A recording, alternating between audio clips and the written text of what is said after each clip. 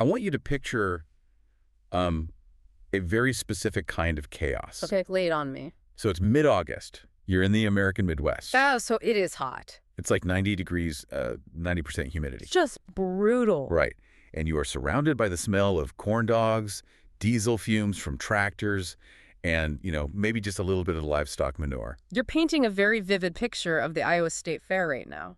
Exactly. It's sensory overload. Yeah. It's loud and sticky. But then you step into this specific building, right? And you look through a glass window into a refrigerated case. Which has to feel amazing in that heat. Oh, it was 40 degrees inside there. And it's quiet. But staring back at you, bathed in this kind of weird fluorescent light, is a perfect to-scale recreation of The Last Supper. Da Vinci's Last Supper? Yes. But it's not paint. It's not clay. It is sculpted entirely out of salted butter. Which is just, it's such a wild concept. It is. And today, for our deep dives, we are looking at the woman who made that image possible. We are talking about Norma Lyon. Better known to most people as the Butter Cow Lady. The Butter Cow Lady. And I know you hear that title and you think... You think it's a novelty act. Exactly, like something you'd see on a weird travel vlog. But we've got all these notes here from her Wikipedia page, her biographical records, and her life story it's really something else. It's surprisingly complex because when you actually dig into the source material, it's a story about a woman who was flat out rejected from the scientific career she wanted. Yeah. And she somehow managed to pivot and turn this incredibly perishable dairy product into a legitimate artistic medium. So our mission today is to unpack that journey. How do you go from being a frustrated pre-vet student to sculpting Elvis Presley out of grease for a national audience? It's a story of artistic adaptation, and really a story about rural American culture. So let's start at the beginning. You would assume the Butter Cow Lady was born in a barn in Iowa. Right, but she wasn't. She was actually born in Nashville, Tennessee. In 1929. Exactly. To Benton J. and Elsa Stong. And if you look at her family background, you see these two very distinct threads that kind of collide later on. How do you mean? Well, there's a strong thread of high culture. Her grandmother actually helped found the Knoxville Symphony Orchestra. Oh, wow. So classical arts, music that structured creativity was just part of the family DNA. Exactly. But then there's the other thread. Her father was a reporter, but her uncle, and this is where it gets genuinely fascinating, her uncle was Phil Stong. Wait, Phil Stong, the author? Yes. Ah. He wrote the book State Fair. Oh my gosh, of course. Right. And State Fair wasn't just a book in the 1930s. It was a massive cultural phenomenon. It was a movie with Will Rogers, right? Yes, and later a Rodgers and Hammerstein musical. And the entire plot is centered around the romance and the drama of the Iowa State Fair. That's an incredible coincidence. Yeah. Before she even steps foot in Iowa, her family name is basically synonymous with the State Fair mythology. It really is. It frames her whole childhood. The fair wasn't just some local event. It was literally her family's literary legacy. Like it was destiny or something. You could say that. But growing up, she didn't want to be a sculptor. She didn't want to write books. No, she wanted to be a doctor, specifically an animal doctor. Right. She headed to Iowa State University with a very clear plan to study veterinary sciences. And this is where she hits a massive roadblock. Yeah. The 1940s reality check. A huge brick wall. She applied to the program and they just said no. Because of her grades. Not at all. Simply because she was a woman. The program did not admit women at the time. There was this prevailing attitude that large animal medicine was just too physically demanding or, inappropriate for a woman to handle. Which is so frustrating. Imagine being that age, you're smart, you've got your whole life mapped out, and an institution just casually shuts the door in your face based on gender. It would have defeated a lot of people. But this is where we really see her pragmatism shine through. She didn't drop out. She just found a side door. She pivoted to animal science instead. Exactly. Now, for you listening, animal science and veterinary science might sound like the same thing. What's the actual difference in practice? It's a big difference. Veterinary medicine focuses on diagnosis, surgery, healing the animal. Animal science is more about the agricultural side. Like livestock management. Right. Breeding, nutrition, meat production. But, and this is the really crucial part, animal science requires incredibly rigorous study of anatomy. Because you have to know how the animal is built to judge the quality of the livestock. Precisely. You're studying muscle groups, skeletal structures, how fat is distributed. You learn the animal from the inside out. I see where this is going. If you're going to sculpt a realistic 600-pound cow out of butter, later in life. You need to know exactly where the hip bone sits. Right. You need to know how the shoulder muscle drapes. If she had gone to a traditional art school, she would have learned composition and theory. But because she was forced into animal science, she learned structural reality. Exactly. That rejection literally gave her the technical foundation that made her later sculptures so famous for their realism. That is such a great twist. And she was also taking formal art classes at the university too, right? She was. She studied sculpture with Christian Peterson. Who was a pretty major artist. Very much so. He was the artist in residence at Iowa State. So she's getting this really unique dual education. Anatomy in the barns by morning, clay modeling in the studio by afternoon. That establishes her as a completely legitimate artist, not just someone messing around with a hobby. Exactly. It gave her real credentials. Okay, so she graduates, and in 1950, she marries Gaylord Lyon. Who went by Joe? Right, Joe Lyon. Yeah. And they moved to Toledo, Iowa to run a dairy farm called Lyon Jerseys. And we really need to pause and appreciate what running a dairy farm in the 1950s entailed. It's not a 9-to-5 job. It is grueling. Cows have to be milked twice a day, every single day. Yeah. There are no holidays on a dairy farm. It is a massive physical commitment. And on top of that, they start a family, a very large family. They had 9 children. 9. I cannot fathom the time management. Right. She's raising 9 kids, co-managing a working dairy herd, and yet she still has this incredible drive to create art. It speaks to a boundless level of energy.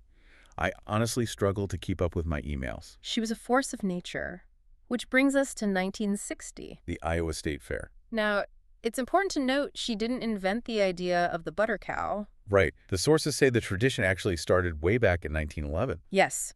It had been a novelty at the fair for decades. But in 1960, the previous sculptor couldn't do it or retired, and Norma stepped up.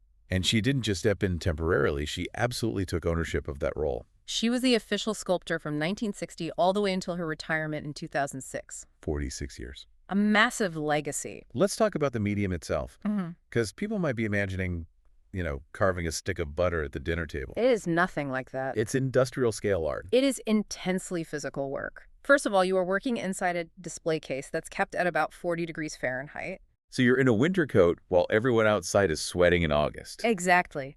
And butter is completely unforgiving. Because it's not clay. It reacts to body heat. Right. Clay holds its shape. But with butter, if your hands are too warm, you melt the details. If it's too cold, it just flakes off and crumbles. So she had to constantly manage the temperature. She would have to warm the butter in her hands just enough to make it pliable, press it onto the armature. The wire frame underneath. Right. And then get it cold again immediately so it would lock into place. And a standard butter cow is, what, 600 pounds? Roughly, yes. So she's manipulating hundreds of pounds of fat in a freezing room. Incredible. And for the first few years, she sticks to the cows, she's perfecting the jerseys and the Holsteins, but then she decides to expand her canvas. I think she recognized the power of the platform she had. Millions of people walk past that window. It's prime real estate. It is. So she thought, why limit it to livestock? She started incorporating pop culture and high art into the cooler. The list of things she sculpted is just amazing. Garth Brooks, Elvis Presley. John Wayne, the Peanuts characters. She even did a Harley-Davidson motorcycle. That's the one that really blows my mind. Because a motorcycle is all rigid lines. It's chrome and spokes and mechanics. Doing that in a soft, organic medium is incredibly difficult. It requires total mastery of the armature underneath. And it's just such a funny juxtaposition. A Harley is this symbol of tough, gritty rebellion. Yeah. And she made it out of unsalted cream. Salted, actually, I think. But yes, the contrast is delightful. But she didn't just do pop culture. She also tackled high art. She recreated Grant Wood's American Gothic. And famously, The Last Supper. Which brings us back to what we talked about at the beginning. Recreating a Renaissance masterpiece in a fairground cooler. It's such a bold move. It brings that high culture influence from her grandmother right into an agricultural setting. Do you think some people saw it as kitschy? Maybe a few art critics did. But she took it entirely seriously. She studied Da Vinci's composition deeply to capture the expressions of the disciples. And for a lot of people at the fair, who might never go to Milan to see the real fresco, this was a genuine encounter with that artwork. It democratized the art. It made it accessible to everyday people. But we also can't forget the marketing angle here. Right. Because she was a dairy farmer, first and foremost. These sculptures were brilliant public relations for the dairy industry. Because during her career, margarine was becoming huge. Dietary trends were shifting away from full-fat dairy. Exactly. She was doing what we would now call advocacy, advocating for agriculture. By making these sculptures viral, she was keeping dairy relevant. She made milk cool by turning it into John Wayne. It was genius marketing. And it brought her a lot of personal fame, too. She was not just a local celebrity. She went national early on. In 1963, she was a guest on the game show To Tell the Truth. That's the one where 3 guests claim to be the same person, and the celebrity panel has to guess the real one. Right, and she actually stumped some of them, though Kitty Carlisle and Tom Poston eventually figured it out. It just shows that the Butter Cow Lady was a title that intrigued people coast to coast. And her fame kept growing. She literally has a biography written about her by Brenda Mickle in 2002. Called, appropriately, The Butter Cow Lady. And she even made it onto Late Night with David Letterman. She did, though there's a very funny asterisk to that particular appearance. That's the famous cheese incident? Yes. She sculpted a bust of Dave, but she didn't use butter, she used cheese. Because of the studio lights in New York. Most likely, yes. A butter bust under those hot television lights would have just melted into a puddle before the interview even started. Cheese is much more durable. But wait, sculpting cheese has to be completely different from sculpting butter. It's the exact opposite technique. Butter is an additive process. You build it up like clay. Cheese is reductive. You have to carve it away like stone or wood. So she just casually changed her entire artistic technique for a one-off joke on Late Night. It really shows how confident she was as an artist. She just rolled with it. And she kept rolling with it for 46 years. She didn't retire until 2006. She was 77 years old when she finally stepped away. That is a staggering career. Yeah. And when she passed away in 2011 at the age of 81, you read her obituary, and it really emphasizes her role as a matriarch. Absolutely. She left behind her husband, Joe, their 9 children, 23 grandchildren, and 5 great-grandchildren. A literal dynasty. She built an incredible legacy in her family, and equally incredible legacy at the state fair. She bridged the gap between working farm life and pure artistic expression. But you know, there's a thought I can't quite shake when we talk about all this. What's that? We talk about her legacy, but the art itself, it's gone. Yeah. Unlike a marble statue or a bronze cast that sits in a museum for centuries, her art had an expiration date. What actually happened to the butter after the fair? Well, usually the butter would be scraped off the wire armature. Since it had been handled and sat in a case for 2 weeks, you obviously can't eat it. Sometimes they would clarify it, remove the impurities, and freeze it to reuse the following year. But eventually it all just gets discarded. So her version of the Last Supper just got scraped into a plastic bucket. Elvis was just melted down. Does that bother you? It does. It feels like this massive waste of incredible human effort. I actually think that's the very thing that makes it so profound. Really? How so? It's ephemeral art. Think about ice sculptures or sand mandalas.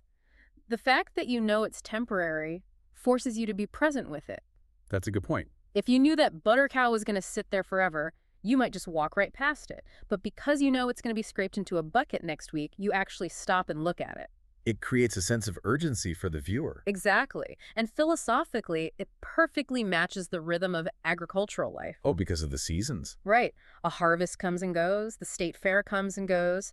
The art isn't meant to be permanent. It's meant to be experienced in the season it was created. Wow. That is a deeply philosophical takeaway from conversation about dairy products. Norma Lyon was a complex person. She proved that you don't need a gatekeeper's permission to be an artist. They told her she couldn't be a vet. She was a busy dairy farmer with 9 kids. The art world probably wouldn't have given her the time of day. But she didn't care. She turned a meat cooler in Iowa into an art gallery that millions of people visited. She used what she had. If you have paint, you use paint. If you have 600 pounds of butter, use butter. And if you have cheese, you go on David Letterman. Exactly. Huh. I'm certainly never going to look at a stick of butter the same way again. Just don't try to sculpt the Peanuts gang at breakfast. It gets messy. Good tip. I'll leave it to the professionals. Well, for you listening, we hope you enjoyed this look into the life of Norma Lyon. It's a great reminder that the barriers people put in our way, like being denied entry to vet school, might just push us toward a much more interesting legacy. Absolutely. Thanks for joining us on this deep dive. We'll catch you next time.